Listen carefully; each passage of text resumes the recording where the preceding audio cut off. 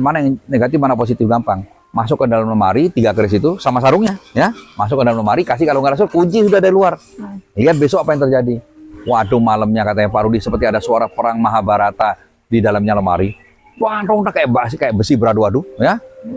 Pada isinya cuma 3 keris itu dan kalau nggak rasur. Besok pagi begitu dibuka, apa yang terjadi? Yang 2 keris masih nancap di sarungnya, dibuka sama dia mulus tanpa cacat. Yang 1 sudah keluar dari sarungnya cacat semua kayak apa jajar pakai parang, ya.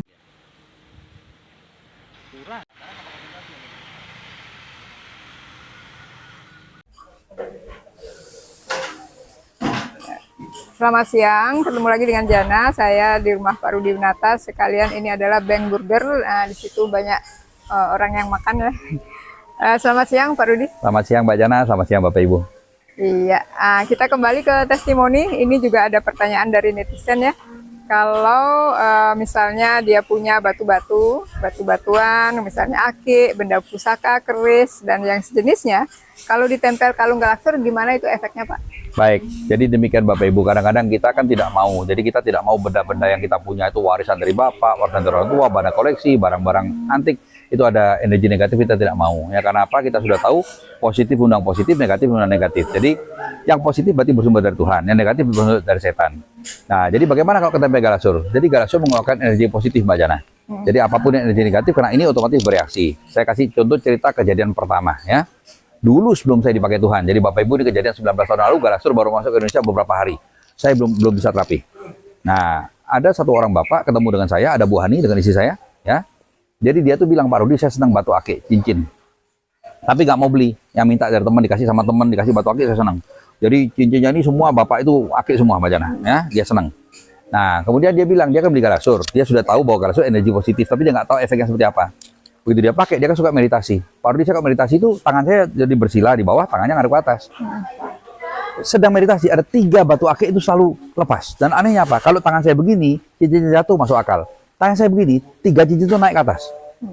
Jatuh kelepek, ya. Loh, pada cincin itu sempit. Jadi bagi Bapak yang ceritanya saya ceritakan, kalau Bapak nonton video ini karena ini akan viral, ketahuilah saya masih ingat cerita Bapak 19 tahun yang lalu, ya. Jadi saya sedang meditasi, Pak, di mata saya merem. Tiba-tiba kok cincin saya bergerak, saya lihat, duh, kok naik? Pada cincin itu sempit, Mbak Jana, bisa jadi longgar sekali, ya, jatuh. Terus saya nggak pikir panjang, saya pasang lagi, meditasi lagi. Baru berapa detik, bergerak lagi cincinnya, jatuh lagi. Saya tukar sama cincin yang lain, tempatnya saya tukar. Selalu 3 cincin yang jatuh. Nah, saya ingat, karena waktu dikenalkan oleh leader saya, Haryono, ya, ini dikatakan energi positif, berarti cincin itu energi negatif. Saya buang di laut, langsung keluarga saya yang sakit-sakit sembuh semua, Pak Rudi. Rezeki jadi lancar. Nah itu ya. Ada cerita kedua.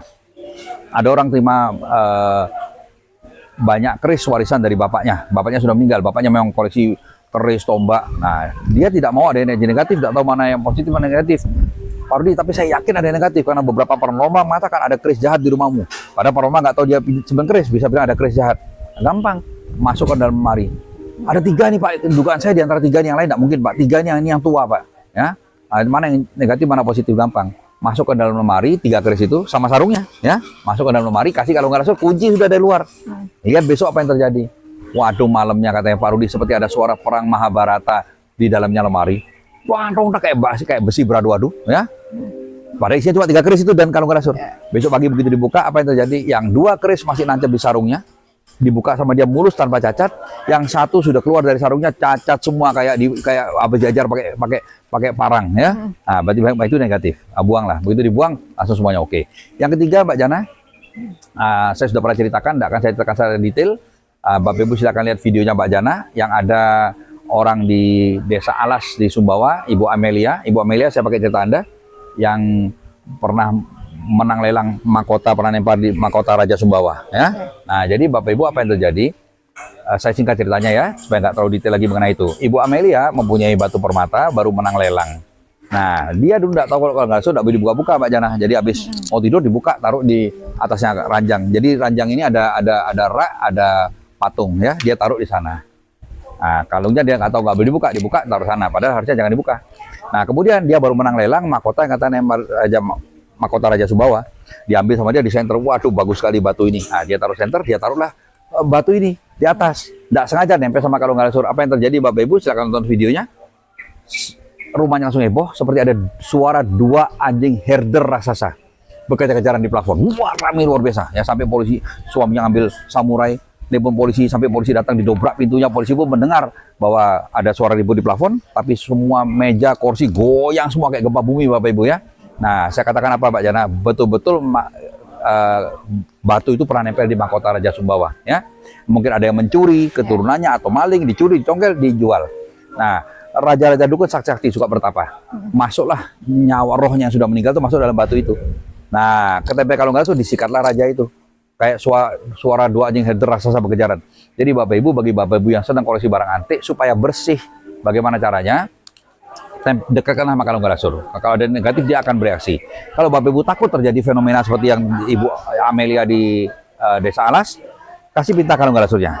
Tolong bersihkan yang jelek, tapi jangan ada fenomena. Saya nggak mau ada meledak, nggak mau ada ribut-ribut, bersihkan. Nah, dia akan bersihkan tanpa bikin ribut. Nah, demikian Pak Jana. Sudah pengalaman 19 tahun memang selalu begitu. Demikian Bapak Ibu. Iya, terima kasih Pak. Nah, dari siapa yang punya pengalaman seperti tadi, silahkan dicoba kalung galaksurnya. Terima kasih.